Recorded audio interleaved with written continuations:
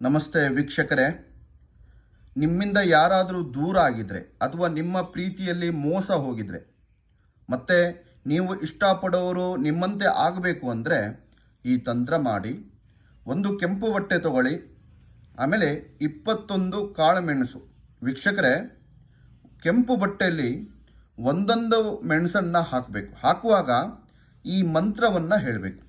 ಓಂ ಕ್ಲೀಂ ರೀಂ ಶ್ರೀಂ ಅವರ ಹೆಸರನ್ನು ಹೇಳಿ ವಶಂ ವಶಂ ವಶಂ 3 ಸಲ ಹೇಳಿ ಫಟ್ ಸ್ವಾಹ ಅಂತ ಹೇಳಿ 21 ಕಾಳು ಮೆಣಸನ್ನು 21 ಸಲ ಮಂತ್ರವನ್ನು ಹೇಳಿ ಆ ಕೆಂಪು ಬಟ್ಟೆಯಲ್ಲಿ ಕಟ್ಟಬೇಕು.